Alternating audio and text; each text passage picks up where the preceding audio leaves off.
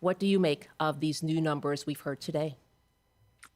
Well, I don't want to say I told you so, but I told you so. When we had this conversation years ago, the question was, is it going to deliver the bang for your buck that the mayor of Vancouver was promising? And my answer was unequivocal then as it is now. No, it's not worth it. The fact that it's only $100 million worth of cost to the taxpayers, I think is actually understating the situation. But it just shows that there's not money to be had in hosting these large scale events. And I know that Vancouver hosted the Winter Olympics and they should be very proud of what they hosted, but it didn't make money either, unfortunately. And so if you want to do these for vanity or for ego or just because you want to have a good time, there's nothing wrong with that. I'm totally in favor of democracy. But our political leaders have flat out lied to us with what it was going to cost. It's now about 3 times more than the original numbers they presented. And I still think that they're off on those revenue numbers in this recent update. I think that they're overstating the situation. So I think that the ask on the public purse is still a little bit too low, but we'll find out in the fall. Is the security cost, though, something not quite unpredictable? Is it not hard to estimate years away? Yeah, and that's the problem is that when you're going to host this event years in advance, anything can happen in that interim. So it's not just the security costs. We've now found out who is going to be playing in Vancouver. And I think if you asked 6 years ago, 7 years ago, who would be playing, we knew that, of course, Canada would be in because we're co-hosting the event. But I think that a lot of people would have said, well, I hope it's Argentina or Spain or Brazil or Germany or the big soccer powerhouses. But they're not in Canada's group. And no offense to the countries that are going to be participating in Vancouver, but I don't think that they're the headline grabbers. And so, unfortunately, that's going to drive the economic impact of this event too. You have to deal with that uncertainty. And so, yes, security for sure is a problem. And nobody would have seen Trump 2 during Trump 1. And even if you saw Trump 2, you wouldn't have seen it as non-consecutive terms that he'd be the president right now. And of course, the closure of the Strait of Hormuz, what it's done to jet fuel prices, gasoline prices, and of course, what happened with hotel prices and ticket prices was probably not foreseeable at the time either. But that's the uncertainty that you have to deal with. And then you have to deal with the consequences when it doesn't work out the way you thought. So when it comes to that revenue, right? So some of that is again predicting the ticket sales and the attendance numbers. But part of this also in that revenue bucket is this federal contribution. This is federal money of 100 million. And so they're putting that into that revenue bucket. What do you make of how the province is calculating revenue here to get to that $114 million net cost?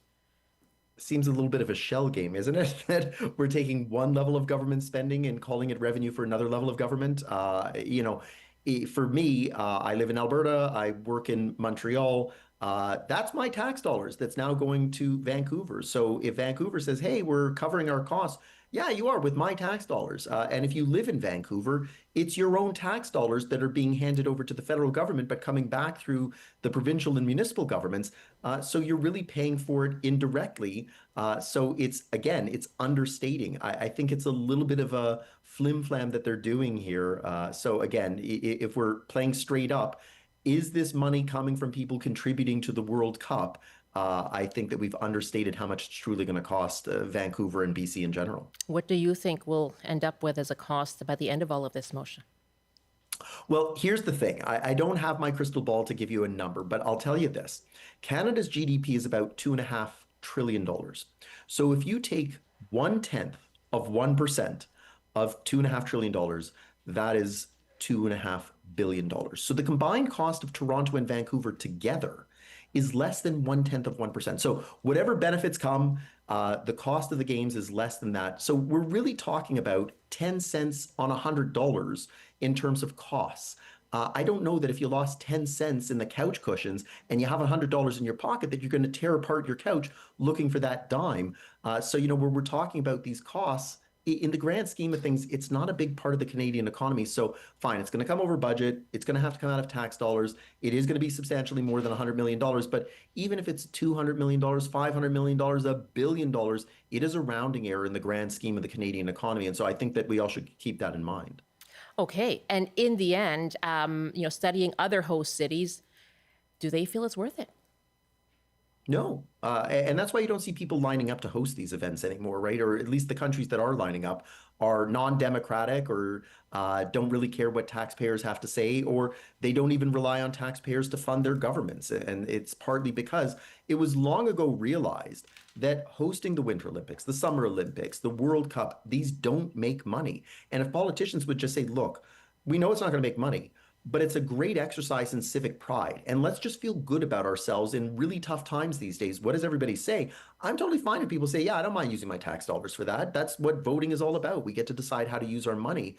But what happened was when they kept saying, we'll make money off of this, this will help with budget deficits, this will help finance schools and hospitals and roads and all of that wonderful stuff.